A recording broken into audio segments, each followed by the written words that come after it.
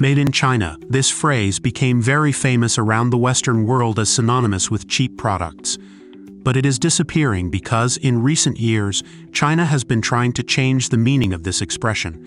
It will no longer be associated with cheap goods, but will instead be seen as a stamp of high technology. Soon, you will see "Made in China" stamped on an airplane, because the Chinese government's investment in technological innovation has helped China enter the exclusive aircraft market with the launch of the C919.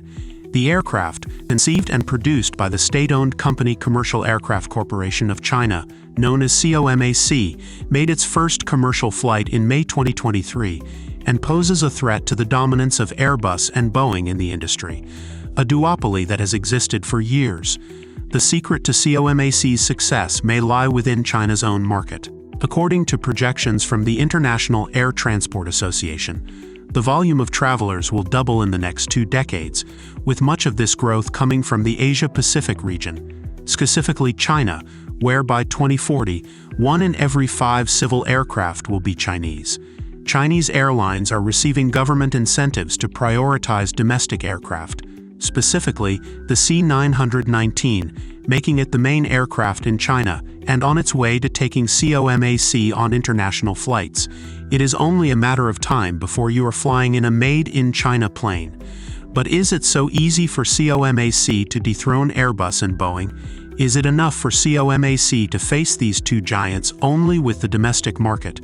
And how can you be close to flying in a Chinese plane? Known for its copy-and-paste business culture and the manufacture of cheap products, China has grown in the industry over the last decades by replicating what other countries had best through technology transfer. Many foreign companies transferred technology and know-how to their Chinese operations, allowing Chinese workers to acquire technical and practical knowledge. The years of imitation were utilized by Chinese companies that knew how to make the most of foreign technology and improve their work. Now, China wants to leave behind the reputation of being an exporter of cheap products and be known as the exporter of the highest technology on the planet. Technological innovation has become synonymous with the Chinese industry, which in less than 20 years increased research and development investment from an average of $20 billion to $200 billion per year. Moreover, during the same period, the Chinese government decided to increase education funding by 5%, rising 10% each year from 2012, reaching $500 billion dedicated to education in 2017. This investment, combined with the creation of 3 technological parks and fiscal incentive programs for startups in Xi Jinping's government, led to 14% of Beijing university students opening or working in startups by 2017. With Xi Jinping's presidency, the term Chinese Dream started being used to apply the new policy, and the country's spending on the sector now represents 2.5% of China's GDP. In 2017, the president set the country's goal to become the global leader in artificial intelligence by 2030, and it seems they will achieve that. The new adopted culture has yielded many fruits for China, hosting companies like DJI, which brought domestic drones to the world, Didi, a transportation app company with an advanced artificial intelligence system, ByteDance, the world's largest startup since 2018 and owner of TikTok, and COMAC. If you haven't heard of COMAC, you probably will. It is on the verge of entering the fierce global aviation industry. It is a Chinese state-owned aviation company that gained prominence with the launch of the C919, marking China's entry into the exclusive global market for medium-range aircraft and the potential to develop and produce commercial aircraft on a large scale. This development has raised concerns for industry giants Boeing and Airbus, fearing a loss of market share. With the growth of the Chinese economy, the country has witnessed its air travel increase 429 times annually, with about 600 million additional journeys each year over the past decades. The government realized the urgent need to increase commercial flight seating capacity.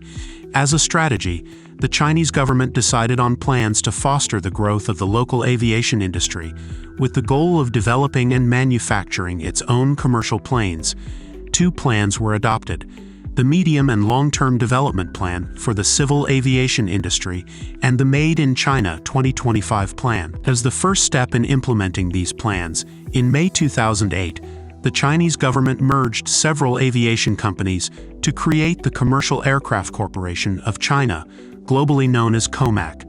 COMAC is formed by a consortium of companies but controlled by the Chinese government. It enlisted the help of 19 major European and American component suppliers, such as General Electric, which will supply the turbines. The company started with a registered capital of $2.7 billion and an additional credit line of $4.4 billion, granted by the Bank of Communications, to commence the development operations of China's commercial planes. COMAC was founded in May 2008 when the Aviation Industry Corporation of China, AVIC, separated two of its subsidiaries in Shanghai into a new independent company, transferring with them the intellectual property of an aircraft called ARJ-21. The ARJ-21 was initiated in the early 2000s and is partially based on the specifications of the old McDonnell Douglas MD-80, thanks to the presence of the U.S. manufacturer in China. McDonnell Douglas operated an MD-80 manufacturing facility in Shanghai, and during that period, presses and other parts were sent from the United States to the Douglas facility, giving the Chinese access to Western technology, known as technology transfer. After abandoning the last MD-80 and MD-90 assembly lines in China, after about 30 aircraft, AVIC inherited the tools from McDonnell Douglas and initiated the ARJ-21 project, which would have its first flight in 2008 after the merger of the companies that would become COMAC. However, COMAC was already looking ahead and began developing the C-919, an entirely new single-aisle commercial aircraft that would be manufactured only in 2015 and have its official maiden flight in 2017. The C-919 offers airlines advanced design, efficient performance, and low operating costs, posing a threat to the popular 737 MAX and A320 aircraft, the market leaders from Boeing and Airbus. To understand the market COMAC aims to enter, it is essential to understand the key players in this competition. The first duopoly is formed by the American Boeing and the French Airbus, developing medium-range jets with seating capacities from 100 to 240 seats, with a range of up to 7,000 kilometers, and also producing long-range jets with up to an incredible 850 seats and a range of 15,000 kilometers. In the second duopoly were the Canadian Bombardier and the Brazilian Embraer, with jets ranging from 40 to 90 seats and short range depending on the configuration, serving regional flights. However, airlines began showing interest in planes with 100 to 150 seats and short-medium range, slightly larger than those produced by Embraer and Bombardier but somewhat smaller than those from Boeing and Airbus. To meet this new demand, Embraer and Bombardier expanded their product lines. Embraer developed the E190 and E195. The latter, according to Embraer, revolutionized the regional jet model by combining efficiency, comfort, and performance with maximum cost-effectiveness. To address the growing demand, Bombardier began developing the C-Series. However, they required more significant investment than initially planned, necessitating contributions from the Quebec and Canadian governments. The production costs for the C-Series were so substantial that companies feared that when the planes were finally ready, Bombardier would be bankrupt. Desperate to sell their new planes, Bombardier decided to enter enemy territory and announced a partnership with Delta, an American company. Boeing, irritated, would not let the Canadian Bombardier encroach on its territory and retaliated with a complaint to the U.S. Department of Commerce, alleging that Bombardier's offered prices were well below average and did not provide fair competition. The new model would be subject to a much higher than normal import tariff of 300%, representing a significant blow to the Canadian company. Threatened with losing the Delta order, which could lead to bankruptcy, Bombardier sought partners and found an ally in Boeing's biggest competitor, Airbus. In 2017, Airbus proposed to buy 50.01% of the project involving the C-Series, Bombardier's intermediate aircraft, and Bombardier accepted. Since Airbus had operations in the United States, the import tariff calculated on the Delta sale would no longer need to be paid. Now, Airbus controlled the project and had a model that could operate comfortably on shorter routes. Boeing suddenly saw Bombardier enter American soil, and at the same time, Airbus, its major competitor, take the lead.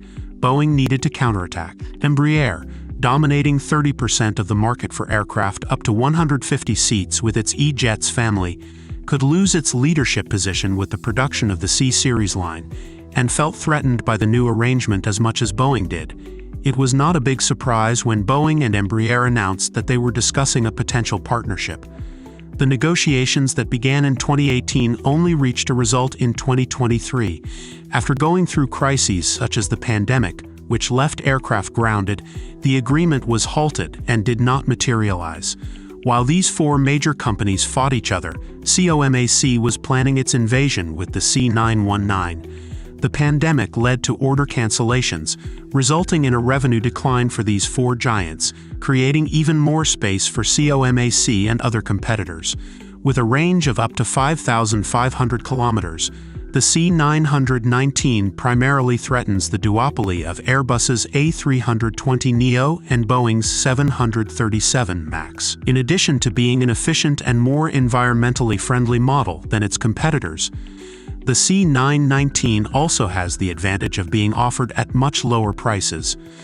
Although COMAC does not disclose the actual values of the C919, it is estimated that the cost for an aircraft could be around $90 million, a figure below the A320neo, with a list price of $111 million, and the 737 MAX 8 costing $121 million. But how exactly does COMAC plan to occupy this space?